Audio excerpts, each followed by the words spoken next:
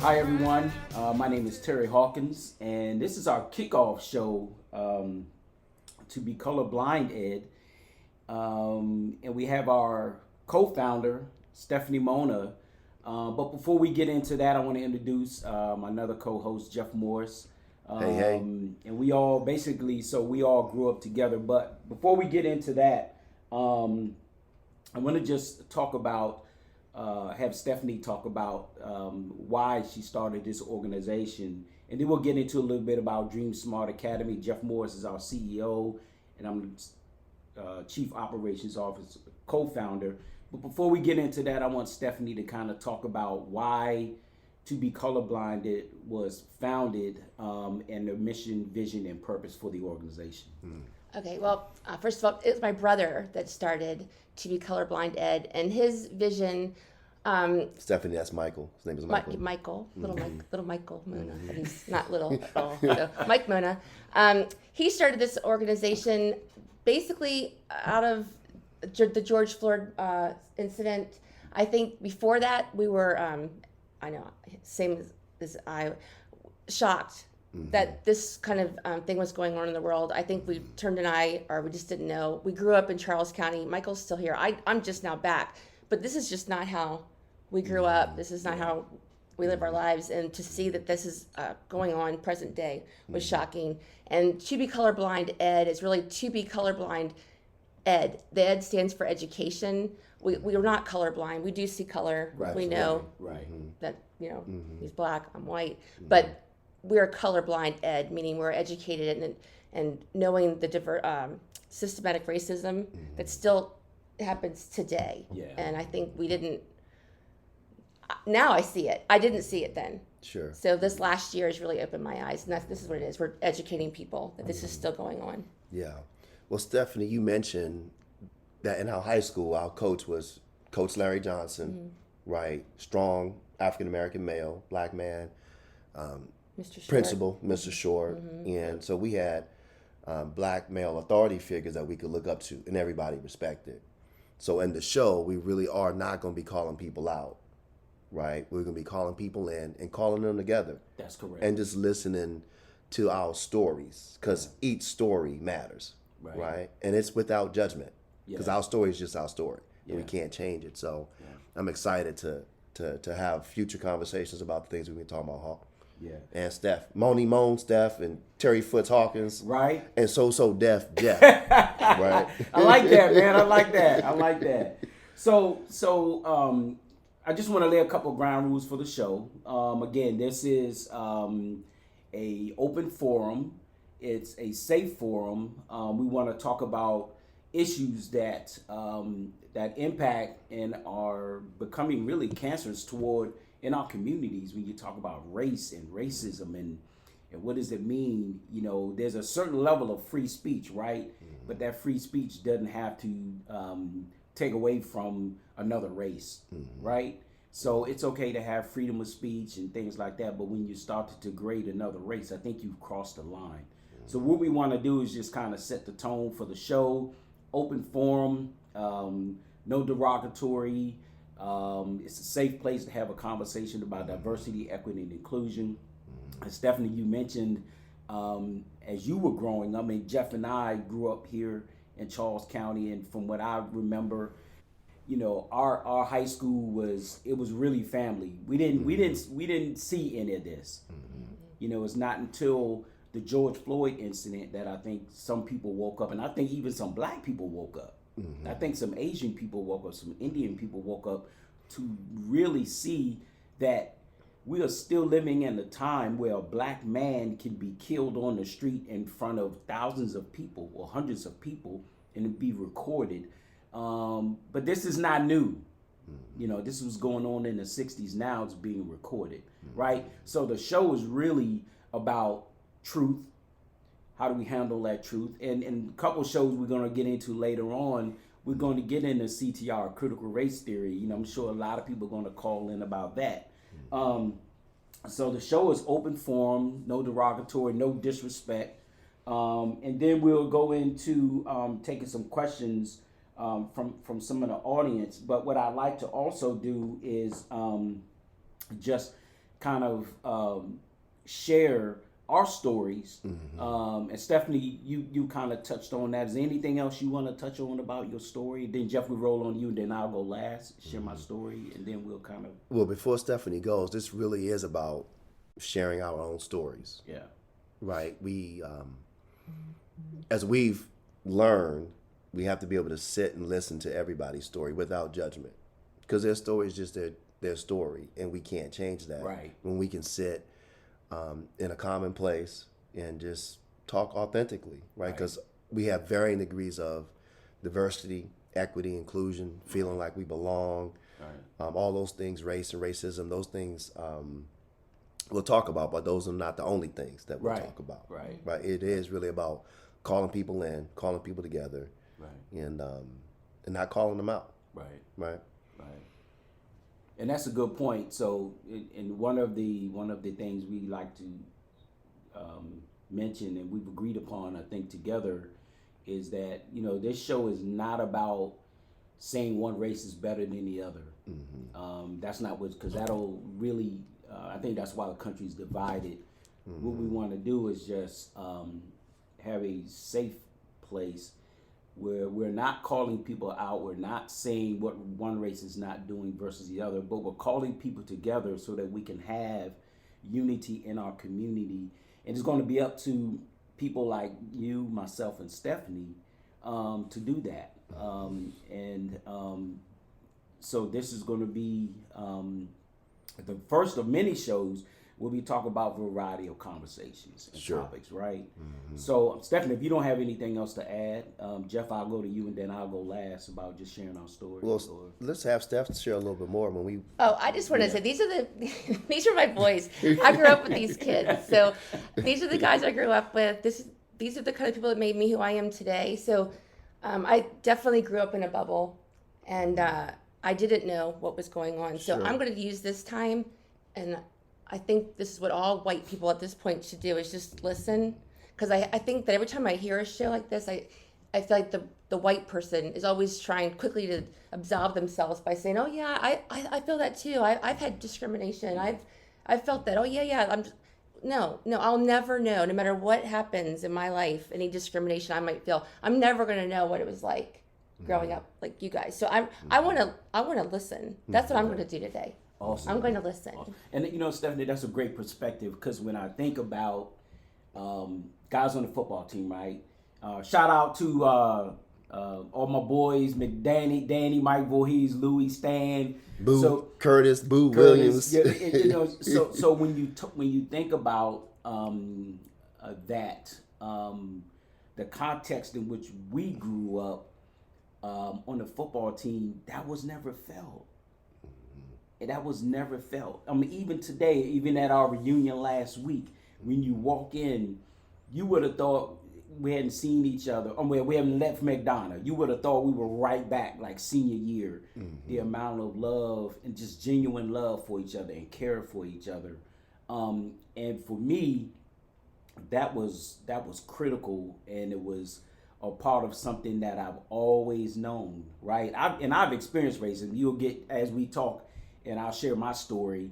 I left and moved to Texas, as a lot of you know, but I'll share some of mine. But growing up here, and going to school and on a football team, it was never any of that. So that's a great point that you bring out. And I don't think a lot of people that we went to school with would never understand that same perspective. And I'm hoping some of them will call in and kind of share their stories too, about what that was like, because we had something special back then. For sure. We had something special back then. For sure. And I think a lot of people who didn't have that would never understand the bond that we have. Sure. For each other. And the respect that we have for each other too. So, Jeff, anything to add? Stephanie, were you done? I'm sorry. Yes. Boy, man, you were sharing your story. Go ahead and share, man. Yeah, so, and like Stephanie, Jeff and I were on a football team, so many of our friends were, and the fact that we had four phenomenal men, along with Coach Sams and all the other coaches that helped shape and mold us, as black men and as white men. And I remember having conversations with Danny and Louie, that experience in high school helped shape us to who we are as men today. Absolutely. And I believe we have that genuine love for our classmates because of that bond. I mean, you had four coaches, two JV coaches, and one of the greatest varsity coaches, the coach in this county, just helped shape and mold us as men, because they wasn't going to tolerate it. They wasn't going to tolerate. But even off the football field, like Mr. Johnson or Coach Johnson and Mr. Short were not going to put up with any of that. No. And we knew that. That's correct. But I think that was the culture. That was the culture that they set the standard for the culture. So you think about that, and as you go into the world today, and I think that's why we're all still so close, because we remember that, hey, it's about winning together. You were cheering together, and we think about those relationships that we kept dear, whether you were black, white, or whatever. You just love that person. You don't see color, and I think that's where we get into color BlindED.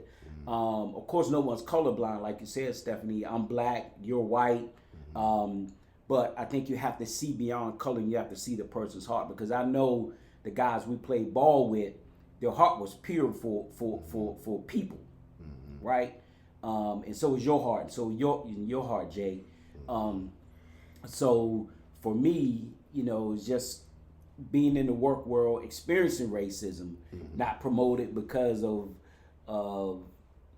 I can't say it was because I was black, but you get a little undertone of, well, I'm doing the work, I'm building buildings like everybody else, I'm qualified, but you find one reason not to promote me, because I had one less year of project management experience as opposed to someone else, but I'm still building the same buildings, right? So it's that systemic underlying racism. But as a black man, right, it's coming, right?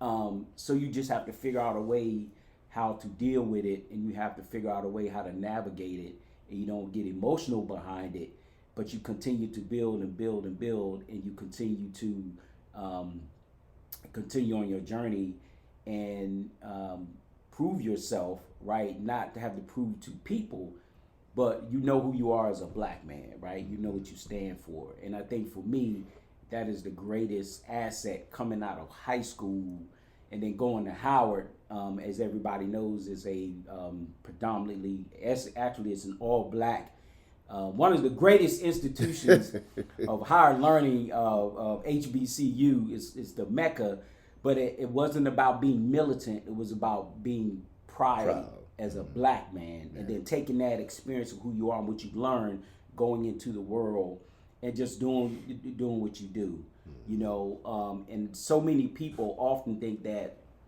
because you go to a HBCU that you're militant. No, it's not being militant. It's understanding who you are, understanding the journey, and understanding where our ancestors have come from. They paved the way, and now it's my turn to continue that legacy. That's what it's really about. It's not about being militant. It's not about hating white people, because that goes against what being educated is about.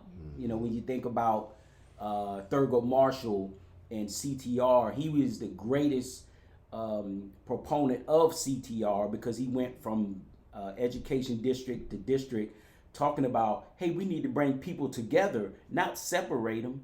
He wasn't about, well, black people are better, or better than white. That wasn't his deal. He's like, hey, we all should be equal. We all should be able to learn in the same classroom. We all should come together and get the same education. So that's one myth that I think people have about HBCUs. And then whether you go to a predominantly white school, Maryland or Towson or all the other schools, and that is not to say that you're pro-white, and I think we, as our generation, that's why we're calling people together, so we can have the conversation, because so many things, especially in the political world that we live in, so much hatred is spewed because one race thinks they're better than the other. Black people shouldn't hate white people. and white people shouldn't hate black people, Indians shouldn't hate black people, and so on and so on. But just to kind of talk about critical race theory, everybody's talking about that now. We can get into that at a later show. Yeah, but that's some of the things that we need to discuss and bring to the forefront, so that people can have we can discuss this, because a lot of people don't want to discuss it, because just because we disagree don't mean we're enemies. Right. But anyway, Jay, I'll stop there and let you go, Stephanie, if you're done. I'm listening. Hey, so everybody, my name is Jeff Morris. I am the co-founder of the Dream Smart Academy, but I was born in Chuck County. Good old Chuck. I was raised in Fox Run. To all my Fox Run crew, Ronnie Summers, Danny Stedman, Pat Yates, Jerry Winger, everybody from the Fox Run crew. But I grew up on the street where I was the only black man. My family was the only black family for about 10 years. Now, we had other black families around on different streets and like that, but I grew up in Washington, D.C. I grew up in the DMV in Southeast Berry Farms, where you didn't see anybody that was not black. And then I moved to Waldorf, Maryland when I was 8 years old, like 1977 or 8, and you didn't see any black people. And my dad had a vision. He said, listen, he's from the South, he's a sharecropper, and he understood that people had to get along with everybody. So he eventually saved enough money and he moved to Waldorf, Maryland, and that's where we grew up. Yeah. My neighbors were all Caucasian. And so as a young black man, I had to learn to navigate both the black world and the white world, right? Both learning to do those things. Yeah. Right? Grew up not having a lot of overt racism, but we certainly knew that it was there. But my neighbors, Jerry and Winger and his family and the Stedmans that lived next to us and the Snyders, it was all really about learning how to get along with each other. We did that very well. Sure. Then I went into the Marine Corps. I got a chance to go see the world outside of Waldorf. And you go to Singapore, Malaysia, Thailand, the Philippines, Indonesia, Asia. You go to all those places, Alaska, Hawaii, Puerto Rico, and you see the different cultures, right?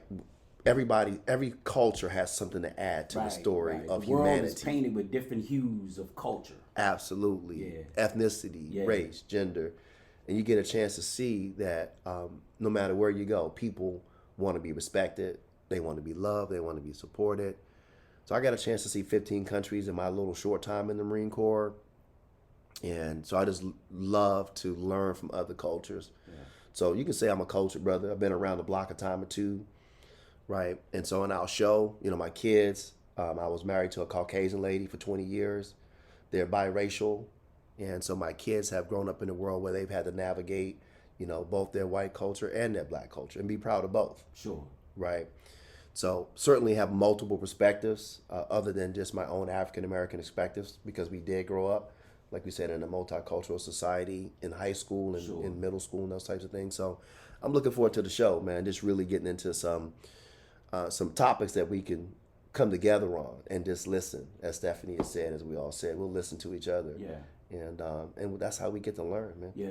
Awesome. That's dope. So Stephanie, and I know your brother Mike started this, but you are going to be a part of that legacy, right? Champion. You're going to be the champion and the voice behind To Be Colorblind and the Dream Smart Academy movement, right? What is your take on what is the vision behind To Be Colorblind in your perspective? What do you want? What do you want white people to do? Or people in general. Right. Well, yeah, people in general, but like you said, what white people have to listen. Everybody has to listen. Everybody. But because you're here and because we know you and we grew up with you and we know your heart, what is your perspective? What do you want this to do as people call in, and they may have questions just targeted toward you? What do you want the show to really do? What's the purpose? I want it to be a safe platform to have this conversation. I think the conversation needs to be had. This is almost like the conversation before the conversation. Yeah. Like, because it is going to get, there are going to be some uncomfortable moments. Sure. And you guys know me. I have no doubt I'm going to say something stupid and insensitive, and you guys are going to forgive me. But I think I need to learn. I need to know more clearly. And I did, like for what, I'm 54, 52 of those years I spent naive and not unknowing. It's really only the last 2 years that I'm awake and I see it, and the fact that it's happening, I want to do something about it. So I hope the show educates people, gets them to where I'm at now, at least that you know that it's happening and what can we do to fix it. Yeah.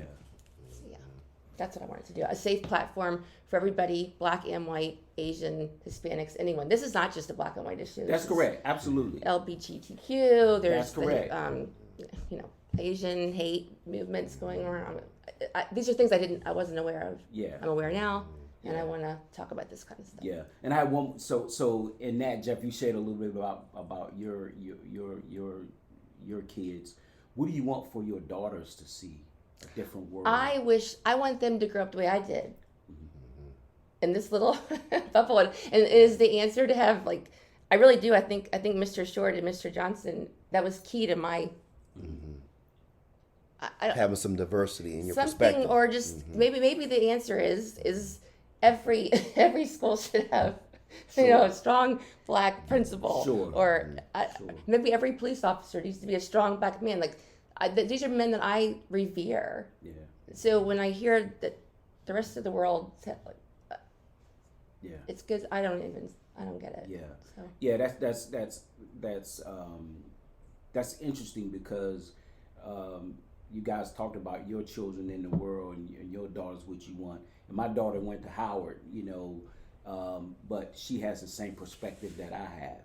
I teach her that life is about just loving people. Don't get caught up in you went to Howard and you have to feel this way. Just know that you love people. And I teach her that you want everybody to win. It doesn't matter who you want to help everybody that come across that you can. And you don't see this mask of, well, I can only help this person. You help everybody. And the same thing I teach my son too. But that's interesting perspectives. It's an interesting perspective because the world we know, there was no, as we go back to our high school and middle school, the world we know, we played together. There was no, well, I can't do this because you don't look like me. And I think it's different from the world now. The world now tends to if you don't look like me, I can't associate with you. Not all in all things, but I think the purpose of the show is so that we break down those walls. Jay, what do you think, man? I agree. Let's have conversations around diversity, equity. What does it really mean?